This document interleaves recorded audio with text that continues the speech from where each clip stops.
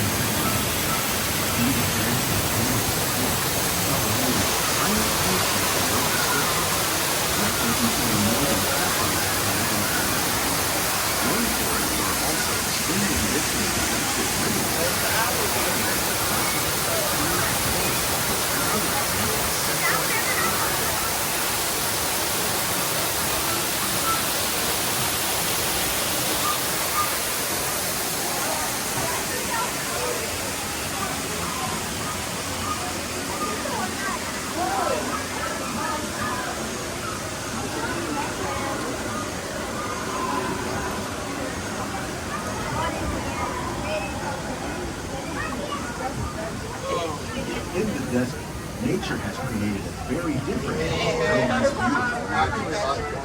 and while this arid landscape may seem lifeless, it is very much alive. The plants and animals that have learned to survive in these harsh conditions make use of what little water they can find and avoid the scorching rays of the relentless sun.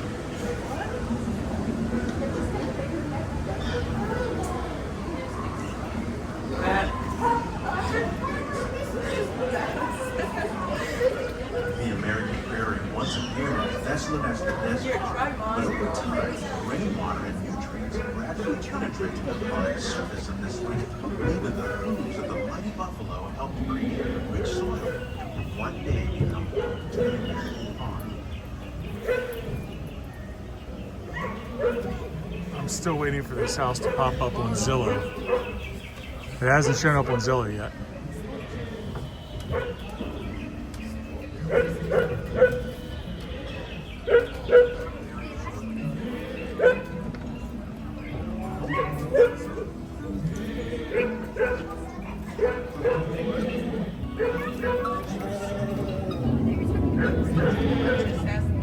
Of all the forces at work on the land, humans have had one of the most profound effects. The need to produce food for the growing world led to the enormous use and sometimes overuse of land. In our search for more efficient ways to grow food, we often fail to realize the impact of our methods. Farmland across America, farming to produce vegetation.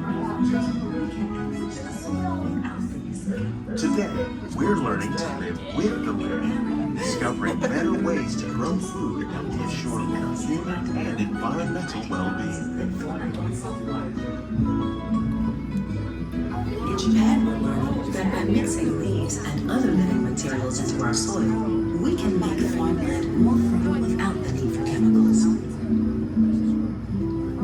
Here at Epcot, we're learning to reduce the need for chemical pesticides by breeding and using natural predators, like ladybugs and wasps, to control pests.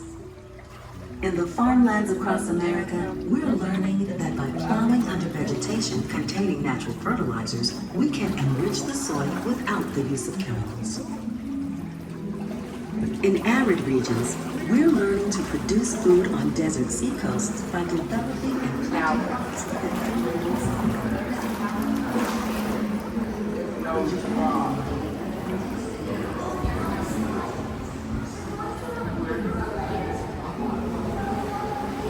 Will we need tomorrow? Yet still respect the needs of the land. Some of the answers are being discovered just ahead. To help us maintain these carefully controlled ecosystems, and for your safety, please remain seated in your boat at all times.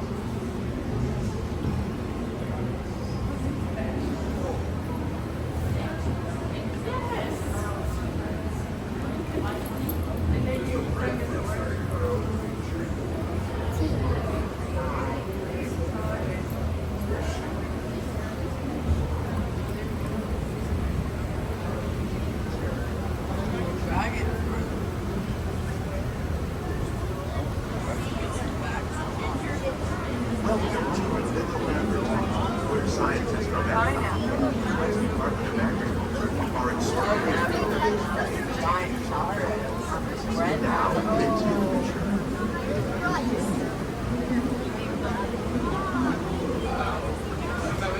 The tropics are home to the greatest diversity of plants on the planet. Many of these, like papaya, banana, coffee, and rice, are well known around the world. These are just a few of the edible plants that have been an important source of nutrition for people living in the tropics. Many are rich in vitamins and minerals, while others are well adapted to growing in less than ideal conditions. Some, like the water lily, thrive in wet, swampy areas and waterways. All parts of this plant, even the flower petals, are edible. The starchy root of the plant has long been used to make flour for baking.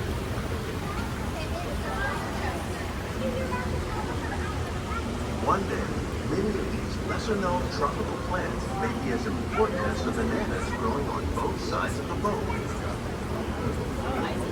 28 million tons of bananas are eaten annually, making it the most abundant fruit in the world.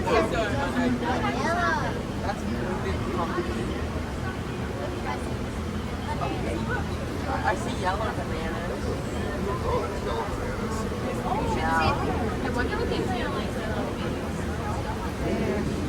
They use it in the restaurant. There's the banana.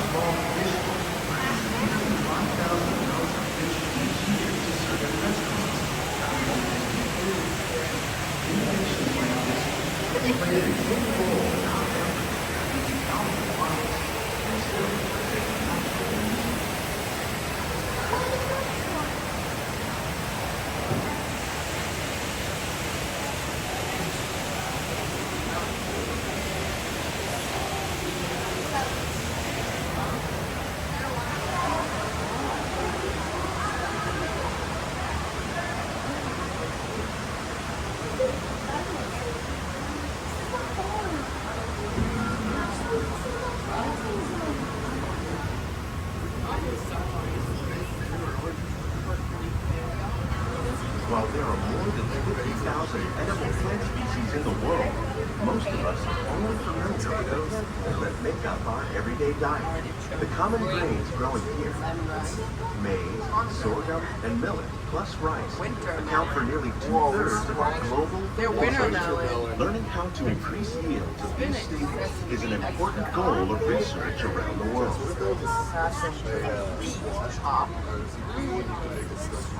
Edible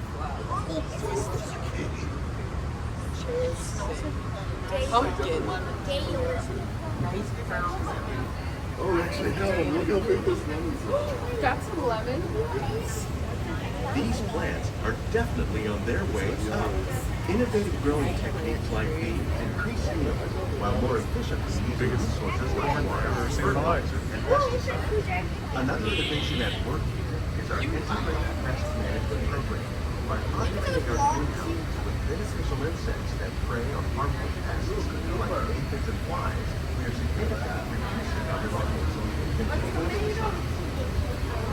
We're growing these crops using our nutrient film system. This technique precisely controls and recycles water. Makes them very head and such Small area.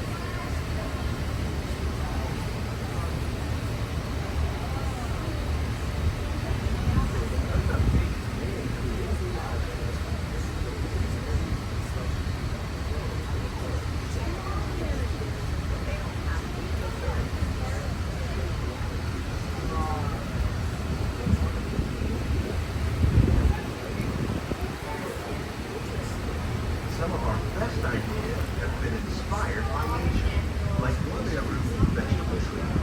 By growing these ground plants vertically, we can increase yields and better control diseases. These crops taste as good as they look.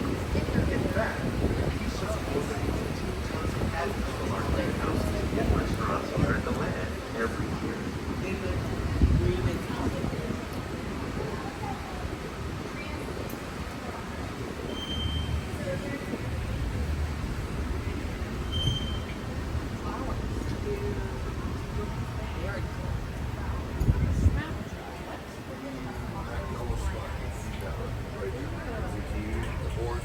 I like those. orange zucchini. Look at that one. The future of agriculture may include innovative ideas like this vertical growing system. Plants grown in this way use a fraction of the space required by traditional growing methods. That saves water and increases production. The aquaponics system on your left combines hydroponics with aquaculture. The fish provide a natural source of fertilizer for the plants, and the plants help keep the water clean for the fish. It's another great way to produce more while using less. In our lab, Epcot scientists are working with the U.S. Department of Agriculture on the work being done worldwide to reduce bountiful harvests for our growing population. Scientists in the department and backyard partners are doing their part to improve the quality and quality and reliability.